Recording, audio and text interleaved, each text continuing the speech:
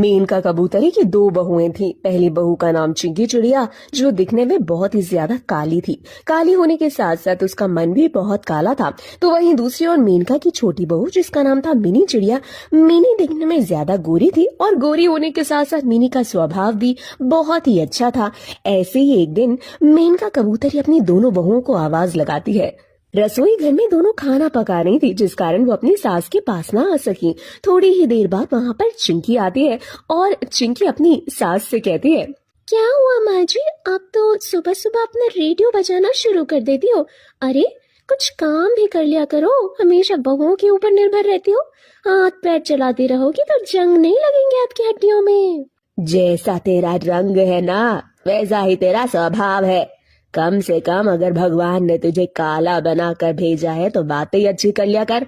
लेकिन नहीं, तुझसे तो वो भी नहीं होता। हाँ हाँ जी, आप तो बस भेदभाव करती रहती हैं, कभी मेरे रंग को लेकर तो कभी किसी और चीज को लेकर। अरे आपकी अगर छोटी बहू इतनी ज्यादा गोरी और सुंदर है तो कौन सा सदन दहेज लेकर आ गई है वो।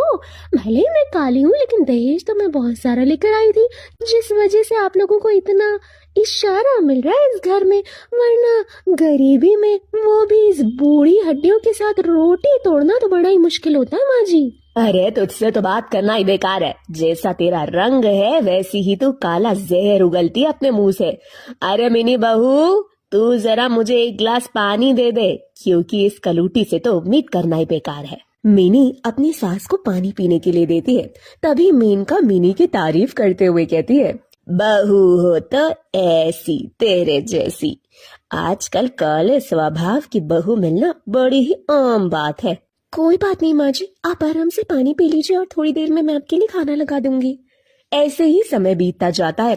चिंकी के मन में मिनी के लिए कड़वाहट दिन प्रतिदिन बढ़ती जा रही थी। ऐसे ही एक दिन चिंकी शॉपिंग करने के लिए बाहर आ गई। थोड़ी देर बाद वो शॉपिंग करके घर आती है और वो घर के सभी लोगों के लिए कुछ ना कुछ लेकर आई होती है।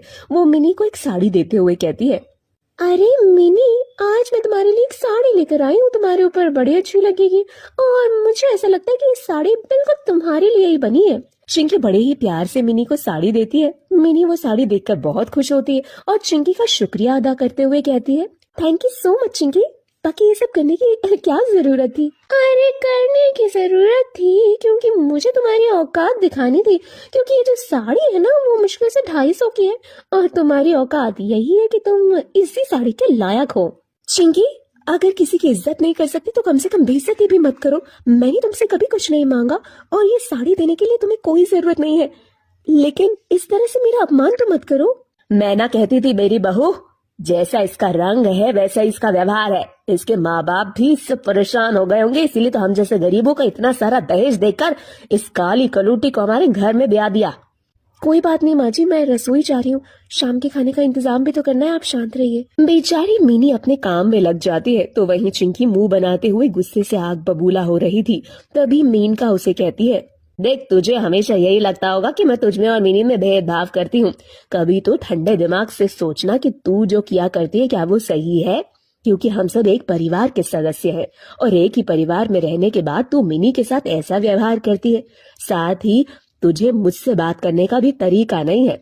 अगर तू इन चीजों में सुधार ला सके तो कभी कोई तुझे मिनी से कम प्यार नहीं करेगा, बल्कि सब अपनी जगह ठीक रहेगा। माँ जी, लेक्चर बाजी ना मेरे सामने मत किया करो, क्योंकि मेरे माँ बाप ने आज तक मुझे कभी किसी चीज के लिए नहीं रोका और इसीलिए आपको भी यही बेहतर होगा कि सास हो तो सास की तरह रहो, मेरी माँ बनने की कोशिश ना करो। ऐसे ही समय बीतता जाता है। एक दिन चिंकी ठान लेती है कि वो मिनी को अपने रास्ते से हटा कर रहेगी, क्योंकि कहीं ना कहीं मिनी की वजह से उसके ससुराल में उसके साथ भेदभाव होता था। ऐसे ही एक दिन मिनी छत पर कपड़े सुखा रही थी।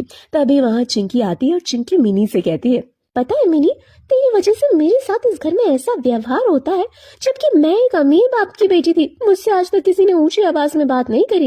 यहाँ तक कि मेरे माँ बाप भी मेरे इशारों पर नाचते थे, लेकिन यहाँ आने के बाद ऐसा लगता है जैसे कि कोई मेरी कदर नहीं है किसी को। मेरे रास्ते में जो भी आता है ना, अक्सर मैं उसे अपने रास्ते से हटा देती हूँ। मुझे माफ करना, क्योंकि आज मैं तेरे साथ भी यही करने जा रही हूँ। क्या हुआ? फिर कुछ हुआ है क्या? किसी ने तुम्हें कुछ कहा है क्या? बताओ मुझे, मैं माँ जी को समझा कर आती हूँ। किसी को समझाने की कोई जरूरत नहीं है, क्योंकि इस बार मैंने खुद को बहुत अच्छे से समझा लिया है और मैं तुम्हें अपने रास्ते से हटा कर ही रहूंगी, फिर चाहे मुझे कुछ भी करना पड़े। इतना बोलकर वो मिनी को छत से धक्का दे देती है। मिनी छत से गिर जाती है। आसपास के लोग मेनका कबूतर ही मिनी के चिल्लाने की आवाज सुनकर उसके पास आते हैं और बड़े से अस्पताल में उसे भर्ती करवाते हैं, जहां मिनी का इलाज चल रहा था। पूरे परिवार का बहुत बुरा हाल था। अभी थोड़ी देर बाद चिंकी हॉस्पिटल जाती है। उसे डर था कि अगर मिनी बच गई तो कहीं वो बयान न दे दे कि उसकी मौत का जिम्मेदार चिंकी है। ऐसे ही थोड़ी देर बाद डॉक्टर आते हैं। डॉक्टर मेनका से कहते हैं, देखो आपकी पेशेंट की हालत बहुत ज़्यादा क्रिटिकल है और कहीं ना कहीं ये घरेलू हिंसा में भी ये आता है, तो ये पुलिस केस है, आप लोगों को इन्फॉर्म कर दीजिए। थोड़ी देर बाद वहां पुलिस आती है। पुलिस वाले पूरे घर से पूछताछ करने लगते हैं। चिंकी बहुत ज्यादा डरी और घबराई थी। थोड़ी देर बाद मिनी को होश आ जाता है। जब पुलिस मिनी का बयान लेती है तो उन्हें पता चलता है इस हादसे के जिम्मेदार मैं खुद हूँ। मुझे किसी ने जान से मारने की कोशिश नहीं की, ये एक एक्सीडेंट है।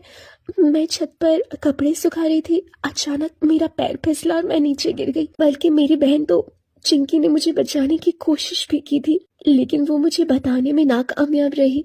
मेरे ससुराल वाले बहुत अच्छे, मेरी सास, मेरी जेठानी चिंकी दोनों मेरा अच्छे से ध्यान रखते हैं। इसमें किसी का कोई कसूर नहीं है पुलिस इंस्पेक्टर साहब, ये एक होनी थी जो हो गई। मिनी का बयान सुनकर चिंकी को अपने किए पर बहुत ही ज्यादा पछतावा होता है और वो थोड़ी देर बाद मिनी से माफी मांगती है। मिनी चिंकी को माफ कर देती है और फिर चिंकी अपने व्यवहार में धीरे धीरे सारा बदलाव लाती है। तरह से पूरा परिवार एक साथ खुशी खुशी रहने लगता है।